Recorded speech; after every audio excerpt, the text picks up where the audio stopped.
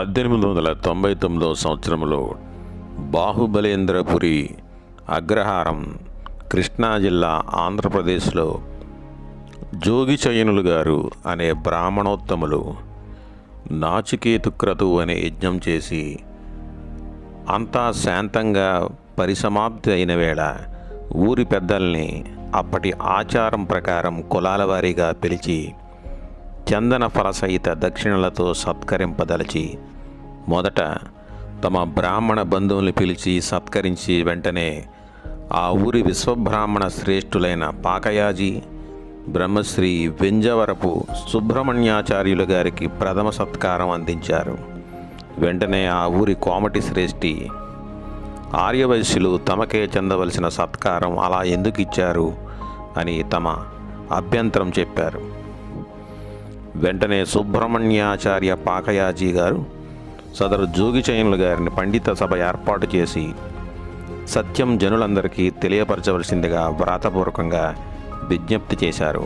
దానికి జోగిచయనులు గారు వెంటనే ఆ ప్రాంతంలో సాంగవేద భాస్కరులు, బహుక్రతు నిర్వాహకులు, శ్రౌత స్మార్త విద్యా దురంధరులుగా ప్రసిద్ధి వహించిన బ్రహ్మశ్రీ గుండు సుబ్రహ్మణ్య చయనులు, చాటపర్తి గ్రామవాసులు అనగా ఏలూరు తాలూకా పశ్చిమ గోదావరి జిల్లా ఆంధ్రప్రదేశ్ వారిని ఆహ్వానించి అధ్యక్ష స్థానమొసగి శ్రీ సుబ్రహ్మణ్యాచార్యులు గారు సమర్పించిన వ్రాతపూర్వక అభ్యర్థనను పరిష్కరించవలసినదిగా ప్రార్థించి పండిత పరిషత్తును ఏర్పరిచిరి.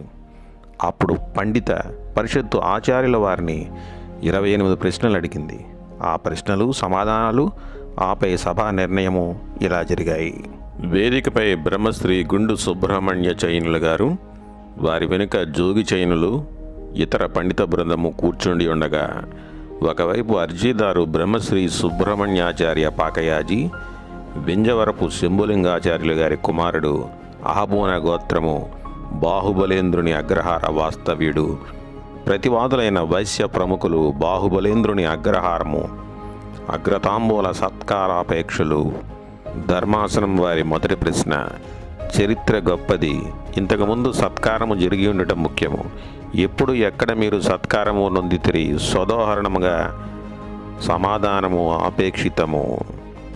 ఆర్య: మాకు దేవాలయ నిర్మాణ ప్రారంభ సమయమున ముఖ్యముగా ప్రథమేష్టిక ముంచునప్పుడు కోణ శిలస్థాపన సందర్భమున శంకుస్థాపనలందు యజ్ఞశాలలో యువస్తంభ స్థాపన సందర్భమున ధనకనక వస్తు వస్త్రాదులతో సన్మానములు జరుగును. రెండవ ప్రశ్న: మీ సన్మానమునకు వైశ్య లేదా కోమటి అభ్యంతరము చెప్పుటకు కారణమేమి? ధనమూలం మిదం జగత్. సమాజములో వైశ్యులు ధనవంతులు బ్రాహ్మణులను ధనకనక వస్తువాహన బహుమతులతో ప్రలోభపెట్టుచుందురు. బ్రాహ్మణులను వారి బహుమానములను ఆపేక్షించి ధర్మము మరచి వారికి సహాయం అనర్చి న్యాయ దూరగులగుచున్నారు. ఏమైనను ధర్మము ధర్మమే కదా. సమాజములో పెద్దలైన మీ నుండి మేము న్యాయమైన తీర్పును అభిలషించుచున్నాము. మూడవ ప్రశ్న: చాతుర్వర్ణ వ్యవస్థలో మీదే కులము? వైదిక కర్మకాండను వేదోక్తముగా జరుపుకొంచున్నారా లేక పురాణోక్తముగానా? అన్ని శాస్త్రములలో చెప్పినట్లు మేము బ్రహ్మముఖము నుండి వచ్చిన బ్రాహ్మణులము. అందువలన మమ్ము మీరు పౌరుషేయ బ్రాహ్మణులు లేక విశ్వబ్రాహ్మణులు లేక రథకార బ్రాహ్మణులు అని పిలుతురు. మేము కర్మలు వేదోక్తముగా ఆచరింతము, పురాణోక్తముగా కాదు. నాలుగవ ప్రశ్న: మీరు బ్రహ్మముఖము నుండి వచ్చినట్లు చెప్పుటకు ఆధారమేది? శాస్త్రాధారమున్నదా? వివరింపుము.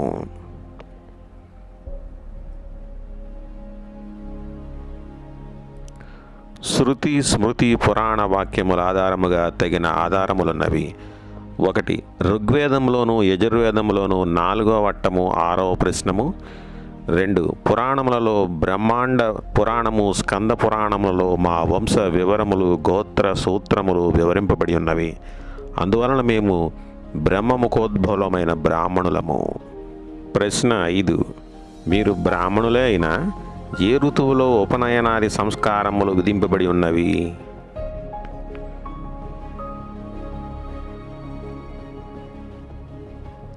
స్కంద పురాణ నాగరఖండములో దీని వివరణ గలదు.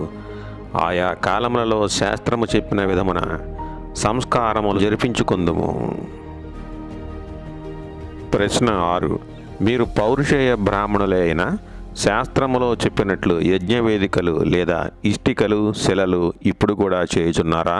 అవును స్వామి, నేటికిని మేము యజ్ఞవేదికలకు ఇటుకలు శాస్త్రానుసారము చేయుచు యజ్ఞాది కర్మలకు సహాయపడుచున్నాము. ప్రశ్న 7. అమరకోశం అనే సంస్కృత గ్రంథంలో మిమ్మల్ని సంకరకులంగా ఎందుకు చెప్పడం జరిగింది?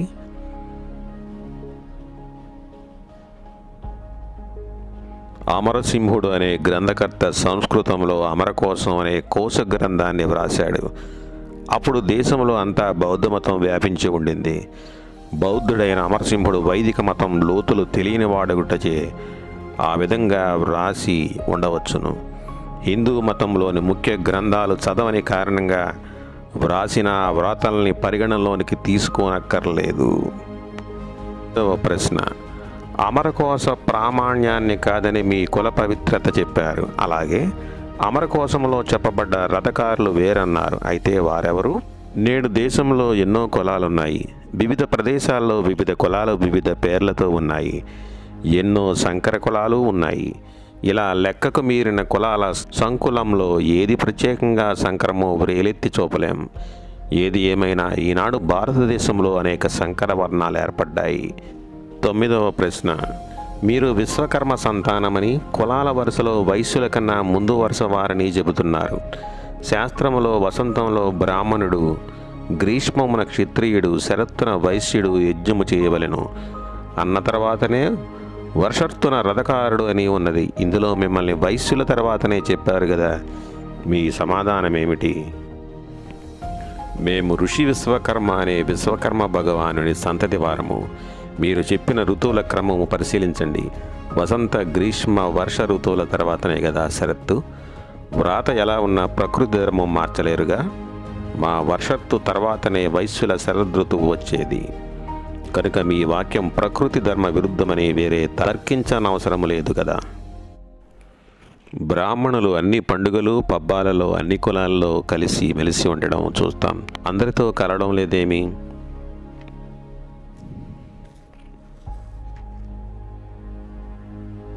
మీరు విషయం సరిగ్గా అర్థం చేసుకున్నట్టు లేదు.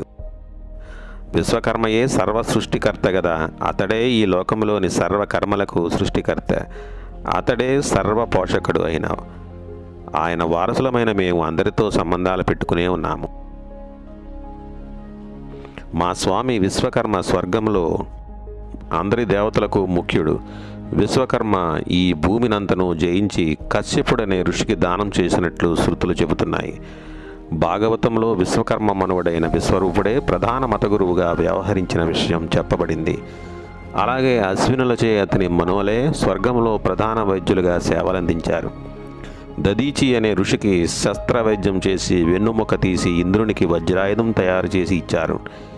విష్ణుదేవుడికి గుర్రం తల అతికించి హైగ్రీవునిగా తయారు చేసిన విషయం పురాణాల్లో స్పష్టంగా ఉంది. ఇక మన భారతదేశ చరిత్ర చూస్తే సింధు నాగరికత కాలం నుండి నాగరిక సమాజంలో కలిసిమెలిసి ఉన్న విషయం స్పష్టం. ఎందరో మత ధర్మ గురువులు నాగార్జునుడు లాంటి రసవాదుల్ని అందించిన ఈ కులం వారు తమ సాంప్రదాయ వృత్తులైన కమ్మరము, వడ్రంగము, కంచెరము, శిల్పము, స్వర్ణకార వృత్తులతో అన్ని కులాలతో కలిసిమెలిసి ఉంటున్నారు. 11వ ప్రశ్న. విశ్వబ్రాహ్మణులకు గురుపీఠాలున్నాయా? వివరించండి. ఆంధ్ర, కర్ణాటక రాష్ట్రాల్లో చాలా గురుపీఠాలున్నాయి. మీరు కాళహస్తి మునీశ్వరుని గురుపీఠము, జగద్గురు వీరబ్రహ్మేంద్ర స్వామివారి మఠము, కందిమల్లయ్యపల్లె, కడప జిల్లా, ఆంధ్రప్రదేశ్ కూర్చి వినే ఉంటారనుకుంటాను. 12వ ప్రశ్న. మీరు అమరకోశ వాక్యాన్ని కాదన్నారు. అయితే బయట కమ్మరి మొదలైన కులాల వారెవరు? దీనికి ఒక గమ్మత్తైన కథ ఉంది, చెబుతా వినండి. అనగనగా ఒక రాజు, ఆయన పేరు చోళరాజు. ఆయన ఫణీంద్రపురం రాజధానిగా ఈ దేశాన్ని పాలిస్తుండేవాడు. ఆయనకు సంతానం లేదు. ఆ విషయమై ఆ రాజు ఎప్పుడూ విచారంతో ఉండేవాడు. ఆ ఊర్లో అమరకుడనే పండితుడుండేవాడట. ఆయనకి విషయం తెలిసింది. ఎలాగైనా రాజును మెప్పించి ఆస్థాన పండిత పదవి దక్కించుకోవాలని కోరుకుంటుండేవాడు. ఒకనాడు ఆయన రాజుగారిని దర్శించి అనేక రకాలుగా పొగిడి, రాజా, మీరు సంతానం లేదని చింతిస్తున్నారు. దానికి నా దగ్గర ఒక ఉపాయం ఉంది. దానికి మీరు సరేనంటేనే మీకు సంతాన భాగ్యం కలిగే అవకాశం ఉంది అనగానే రాజు సంతోషించి, మహాత్మా, అంతకంటేనా, నన్నేం చేయమంటారు చెప్పండి, తప్పక చేస్తానన్నాడు. రాజు అంగీకరించిన తర్వాత అమరక పండితుడు ఇలా అన్నాడు, రాజా, సప్త సంతానాల్లో తటాక ప్రతిష్ఠ ఒకటి. అది గనక మీరు చేయిస్తే జనులకు దాహార్తి తీర్చే తటాకం తయారవుతుంది. ఆ పుణ్యఫలంగా మీకు సంతానం తప్పక కలుగుతుంది సుమా అంటూ బోధన చేశాడు. అది విన్న రాజుకు సంతోషం అనిపించింది. వెంటనే, పండిత, చూడు, నీవు చెప్పినట్లే చేస్తానని మంత్రిని పిలిచి వెంటనే తటాకం త్రవ్వే ఏర్పాటు చేయమన్నాడు. అమరకుడు రాజవైద్యుని దగ్గరికి వెళ్ళి రాణిగారు గర్భవతి కాగల మందు ఇమ్మన్నాడు. అతను అలాగే తన దగ్గర ఉన్న మందు ఇచ్చాడు. రాణిగారు గర్భవతి అయింది. దాంతో రాజు తబ్బిబ్బయి అమరకుని మహిమయే ఇదంతా అనుకుని అమరకుడిని పిలిచి రాజాస్థానంలో ప్రధాన సలహాదారుగా నియమించాడు. తన పథకం పారినందుకు ఆ అమరకుడు సంతోషించి తనకు శత్రువులైన శిల్పుల్ని ఏ విధంగానైనా రాష్ట్రం నుండి వెళ్ళగొట్టించే ఉపాయం చేయాలనుకున్నాడు. రాణిగారికి చిన్నగా ప్రసవం సమయం ఆసన్నమైంది. రాజుకు ఉత్సాహం పెరిగిపోతుంది. రాజుకు తన భార్య మగపిల్లాన్ని కంటుందా లేక ఆడబిడ్డని కంటుందా తెలుసుకోవాలనుకొని రాజు జ్యోతిష్కునికి కబురు పంపించాడు. ఆ సంగతి అమరుడికి తెలిసింది. వెంటనే జ్యోతిష్కుని ఇంటికి వెళ్ళి, నేను రాజుగారి ప్రధాన సలహాదారుణ్ణి, ఇంతకీ రాణిగారికి మగబిడ్డ పుడతాడా లేక ఆడబిడ్డ పుడుతుందా అని ప్రశ్నించాడు. దానికి జ్యోతిష్యుడు లెక్కలు వేసి ఆడబిడ్డయే అన్నాడు. అయితే ఈ విషయం రాజుకు చెప్పకు, రాజుతో మగపిల్లవాడే అని చెప్పు అని కట్టడి చేశాడు. రాణిగారికి నొప్పులు మొదలైనవి. అమరకుడు మంత్రసానుల్ని కట్టడి చేసి ఆడబిడ్డ పుట్టగానే తనకిమ్మని చెప్పాడు. వారు అలాగే చేశారు. వెంటనే అమరకుడు పోయి తటాకం తవ్వుతున్న ఒడ్డరి స్త్రీ ప్రసవించి ఉండగా దాని ఒడిలో ఈ ఆడుపిల్ల నుంచి దానికి పుట్టిన మగపిల్లవాడిని తెచ్చి రాణి ఒడిలో వేశాడు. తర్వాత రాజు దగ్గరికి వెళ్ళి రాణిగారు మగపిల్లవాడిని ప్రసవించిందని చెప్పాడు. రాజు మితిమీరిన సంతోషంతో అమరకుని గౌరవించి రాజ్యంలో పండగ చేయించాడు. క్రమంగా పిల్లవాడు పెరిగి పెద్దవాడే కాగానే రాజువాడికి పట్టాభిషేకం ప్రకటించి అందరినీ ఆహ్వానించాడు. అమరకుడు తన మంత్రాంగంతో శిల్పులకు ఏ విధమైన ఆహ్వానం అందకుండా చేశాడు. అందువల్ల వారెవరూ పట్టాభిషేకానికి రాలేదు. రాజు విచారింపగా శిల్పులు తమకు ఆహ్వానం అందలేదని చెప్పారు.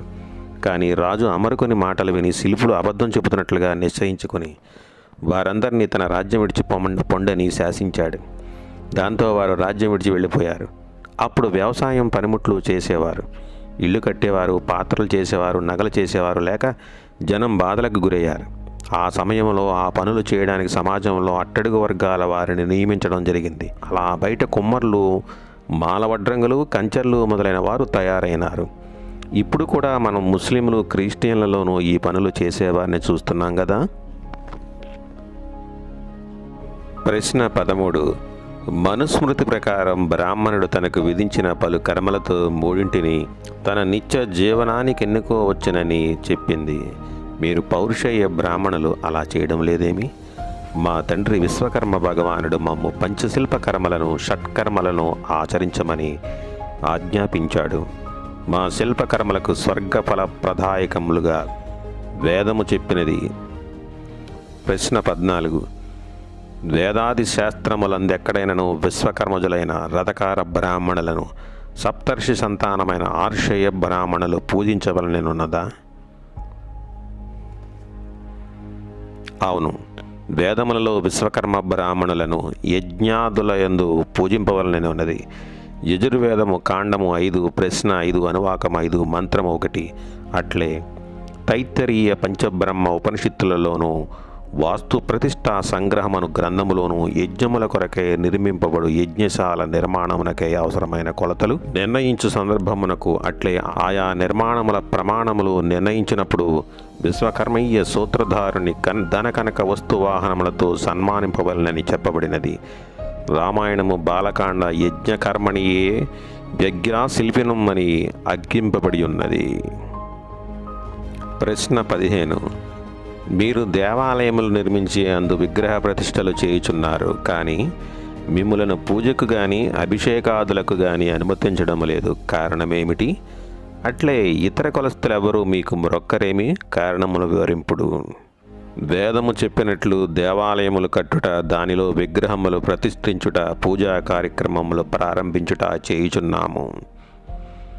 శాస్త్రములన్నిటిలోనూ ఈ కార్యక్రమములు చేయు శిల్పాచారిని పూజించి ధనకనక వస్త్రాదులు సమర్పించి యజమానులను దీవించవలననియు, శిల్పాచార్యుని ఆశీర్వాదము తర్వాతే తక్కిన పెద్దలు ఆశీర్వదించవలనని ఉన్నది. ఇక ఇతరులు మ్రొక్కకపోవట అన్నది వారి అజ్ఞానము.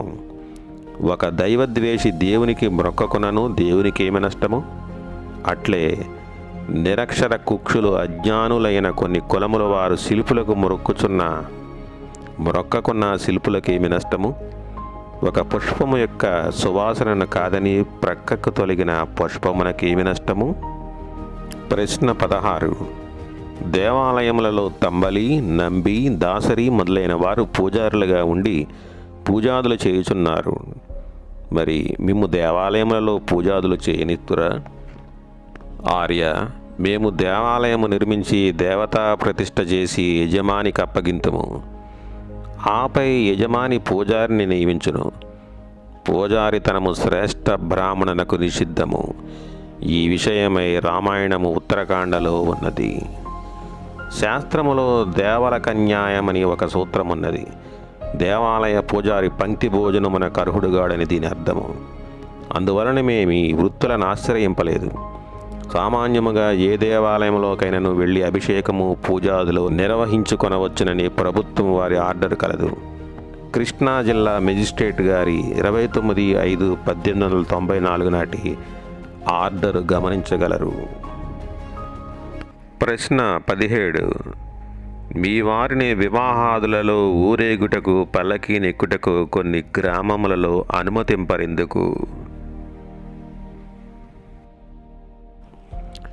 ఈ ప్రశ్న పూర్తి పాఠమునకు మన విశ్వజ్ఞ ఛానల్ నందు విశ్వబ్రాహ్మణ కరణీకాలు అనే వీడియోను తిలకించగలరు. ప్రశ్న 18. శిల్పులందరూ ఒకే కులము గదా, మరి మీలో అంతఃశాఖ భోజనము లేవేమి?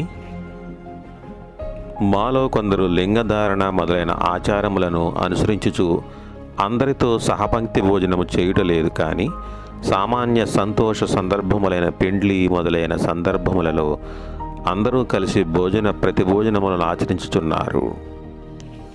ప్రశ్న 19. పౌరుషేయ బ్రాహ్మణులైన మీలో శైవ వైష్ణవాది మతభేదములు ఎలా కలిగినవి? శాస్త్ర ప్రకారము విశ్వకర్మ పరమాత్మకు 5 ముఖములు, వాటి నుండి శివుడు, విష్ణువు, బ్రహ్మ, ఇంద్రుడు, సూర్యుడు వచ్చిరి.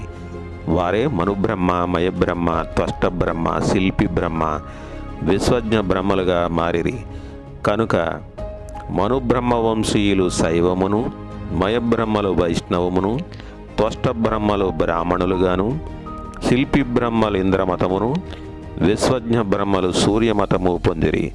అట్లే వారు వరుసగా కమరము, వడ్రంగము, కంచరము, శిలాశిల్పము, స్వర్ణకార వృత్తులను పొందిరి. ప్రశ్న 20. మీలోనూ మాలోనూ శైవులు, స్మార్తులు అను శాఖలున్నవి. ఈ 2 శాఖలు ఎందుకు కలవరు? ఎన్ని శాఖలున్నను మీరందరూ కలిసి ఆర్షేయ బ్రాహ్మణులు. అట్లే మాలో కూడా ఎన్ని శాఖలున్నను మేము విశ్వబ్రాహ్మణులము. ఈ శైవాది భేదములు మొదటి నుండి ఉన్నవే కానీ అవి కలవవు. ప్రశ్న 21. మీలో శైవులున్నారని చెప్పితిరి. వారు వైశ్వ దేవాది వైదిక క్రతువులు చేయుట కర్హులా? ప్రాంతీయములను అనుసరించి వేరేనను అందరూ ఒకే కులము. వైదిక క్రతువులను ఆచరించుటకై ఈ వివిధ శాఖల వారు తమ తమ దైవములను వారీగా కొన్ని మంత్రములను కలుపుకొని క్రతువులను ఆచరించుచున్నారు. కానీ మూలబోధము వైదికమొక్కటే. శంకర సంహితలో చెప్పినట్లు స్వజాతి విహితం ధర్మం కుర్వం తిపూజయంతియే భక్త్యా శ్రీకంఠమనిశం తైవే మహేశ్వరాస్కృత. ప్రతి ఒక్కరూ తమ కులాచారము తప్పక వైదిక క్రతువులు ఆచరింపవలే. ఆపై తమ ఇష్టానుసారము శివుని పూజింపవలే. అట్లే చేయువారినే మహేశ్వరులందరూ. ప్రశ్న 22. శ్రౌత సూత్రమును అనుసరించి బ్రాహ్మణ మృతిత్విజ్యం అని చెప్పబడినది. అగ్నిష్టోమాది క్రతువులను మీరు ఎవరి ద్వారా నిర్వహించుకుంటున్నారు? మాకు కొలుస్తులైన పండితులు పురోహితుల ద్వారా వైదిక కర్మలు క్రతువులు జరిపించుకొనుచున్నాము. మా ఆర్షేయ బ్రాహ్మణుల ఇండ్లలో అంచెజాతి వారు తప్ప అన్ని కులముల వారు భోజనము చేయుచున్నారు. కానీ మీ ఇండ్లలో ఎవరు భోజనము చేయరేలా కారణమేమి? అవును, కొందరు శూద్రులు భోజనము చేయుచున్నారు. అజ్ఞానము చే చాలామంది చేయటలేదు. దీనికి శాస్త్రాధారము లేదు. కొందరు భోజనము చేయకున్న లోపము లేదు. అది వారి కర్మగా విడువవలెను.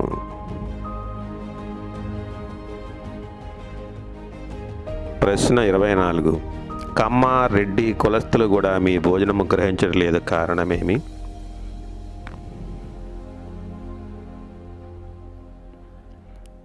అది కేవలము వారి అజ్ఞానము, అట్లే వారి నిరక్షరాస్యత వలన కలిగిన అంధవిశ్వాసము. ప్రశ్న 25. ఎవరి నుండి షట్కర్మాధికారము పొందినారు? మా తండ్రియగు భగవాను నుండి పొందితిమి. వేదకాలము నుండి మేము యజ్ఞ యాగాదులు చేయుచునే ఉన్నాము. కాలాంతరమున సప్తర్షులు వచ్చి ప్రజా సమూహము పెరుగుగా నేటి బ్రాహ్మణ్యం ఏర్పడినది. ప్రశ్న 26. తక్షకునకు త్వష్టకు గల భేదమేమి? తక్షయనగా వడ్రంగి అని అర్థము.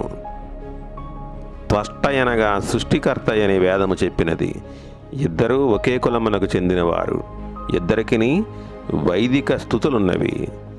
మహాభారతాన్ని మీరు పరిశీలించగలరు. ప్రశ్న 27. మీ గోత్ర సూత్ర ప్రవరలు వివరించండి.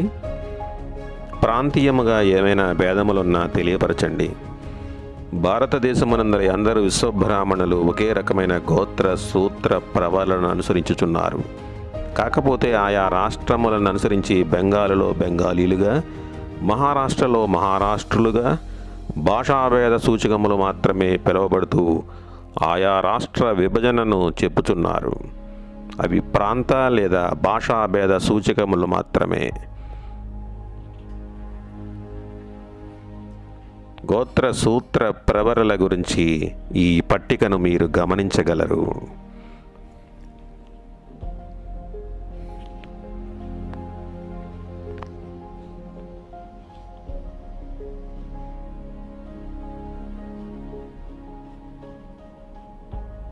ప్రశ్న 28. మీరు వేద భగవానుడు విశ్వకర్మ చాలా గొప్పవాడని, ఆయన ముఖము నుండి వచ్చిన సానగ సనాతనులు చాలా గొప్పవారని, మీరైతే పౌరుషేయ బ్రాహ్మణులని చెబుతున్నారు. అయితే మీకు కంసాలి, వడ్రంగి, కాసే మొదలైన పేర్లు ఎలా వచ్చాయి వివరించండి.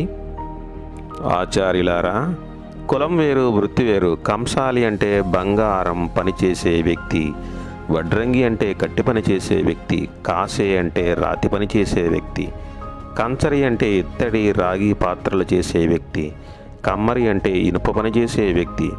ఈ పనులు ముస్లింలు, క్రిస్టియన్లు కూడా చేస్తున్నారు కదా. కానీ కులం పేరు వేరు. కులం పేరు విశ్వబ్రాహ్మణ. అయితే గ్రామస్థాయిలో ప్రజలు నిరక్షరాస్యులు కనుక వారు వృత్తులు చేసేవాణ్ణి ఆయా వృత్తివాచకాలతో పిలుస్తున్నారు. అది శాస్త్రీయం కాదు కదా.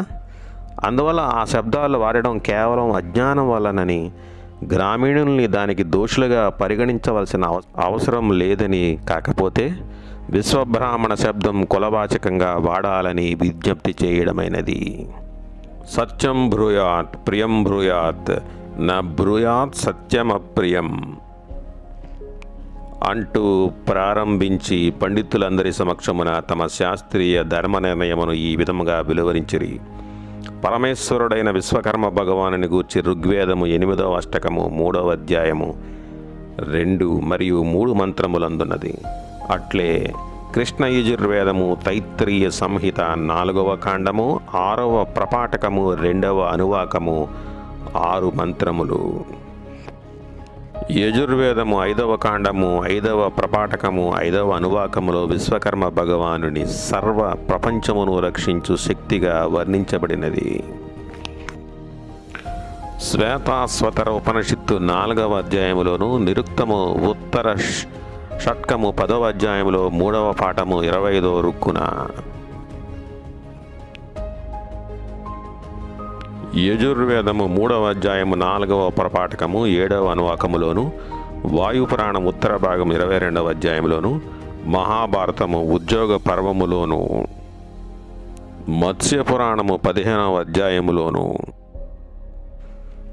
భాగవతము 8వ స్కందము 15వ అధ్యాయంలోను, మహాభారతము ఆదిపర్వం 62వ అధ్యాయంలోను, స్కందపురాణము కాశీఖండము 76వ అధ్యాయములోను, లింగపురాణము 72వ అధ్యాయము, శివపురాణం 23వ అధ్యాయంలోను, ఋగ్వేదం అధ్యాయము 1 అట్టము 2 31-16వ శృతియు,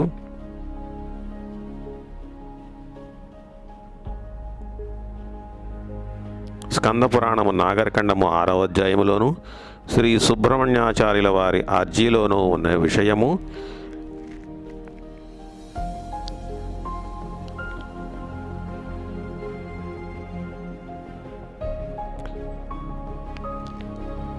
మేము పౌరుషేయ బ్రాహ్మణులము కనుక మేము మొదటి కులము వారము, దీనికి కానక వైశ్యులు మొదటి వారనుట అజ్ఞానము లేక అన్యాయము. మీరు శాస్త్రము తెలిసిన పెద్దలు గనుక శాస్త్రవచనములు పరిశీలించి న్యాయమును ప్రజల సమక్షమున వెలువరింప ప్రార్థించుచున్నాను. దీనివలన శాస్త్రములో చెప్పిన విషయము తెలుసుకుని తక్కిన జనులందరూ ధర్మమును ఆచరింపగలరు.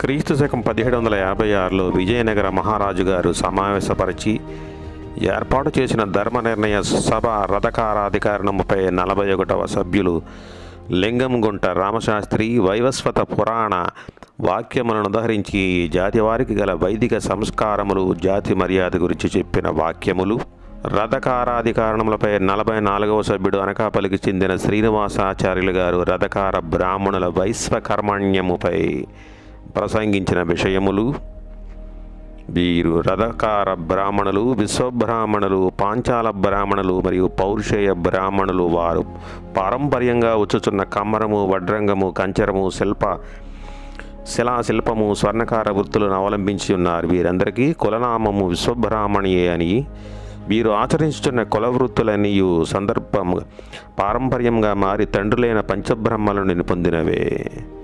శాస్త్రములందన్నిట వీరికి దేవాలయ ప్రతిష్టాధికారము, యజ్ఞాధికారము, రాజులకు కిరీటధారణ చేసి పట్టాభిషేకం అనర్చి అన్ని విధములైన మర్యాదలు, సత్కారములు పొందు అర్హత కలిగి ఉన్నారు.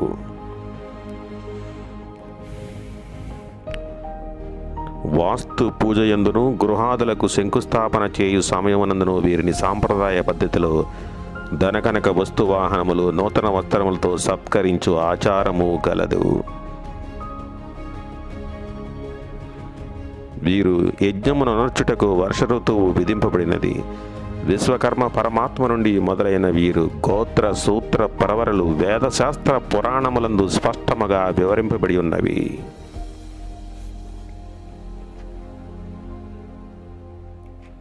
వేదము, శాస్త్రము, పురాణముల వచనములను అనుసరించి బ్రాహ్మణులు ఆర్షేయ, పౌరుషేయులని 2 విధములుగా చెప్పబడి ఉన్నారు కనుక ఈ పౌరుషేయ బ్రాహ్మణులు ప్రథమ సత్కార అర్హత కలిగి ఉన్నారు. కానీ వైశ్యులకు ఇట్టి అర్హత లేదు. ఇది చక్కగా తెలిసి వైశ్యులు ప్రథమ సత్కారములు కోరుట అన్యాయము కనుక చాతుర్వర్ణముల వారందరికీ విజ్ఞాపన చేయుట ఏమనగా 2 విధములుగా ఉన్న బ్రాహ్మణులను సత్కరించి అనంతరము ఆర్షేయ, పౌరుషేయుల, క్షత్రియులను, వైశ్యులను సత్కరింపవలెను. ఎవరైనా వైశ్యులను మొదట సత్కరించి ఆ తర్వాతనే విశ్వబ్రాహ్మణులను సత్కరించగా ఆ పాపము వారిదే. విశ్వబ్రాహ్మణులకు ఎట్టి నష్టము లేదు. ఎవరైనా ఈ విధముగా ప్రవర్తించుట వారికి ఈ విధమైన పాపమే కలుగును. కనుక మేము స్పష్టముగా ప్రకటించినదేమనగా ఆర్షేయ, పౌరుషేయులు ఈ 2 శాఖల బ్రాహ్మణులను ప్రథమ సత్కారముతో గౌరవించిన అనంతరమే క్షత్రియులలో ఉత్తముని, వైశ్యులలో ఉత్తముని సత్కరింపవలెను.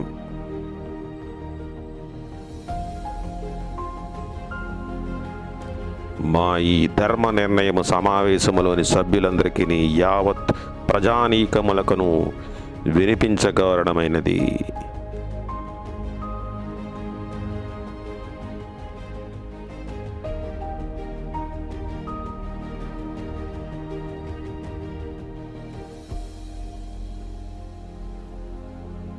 ఇది మా ధర్మ నిర్ణయము.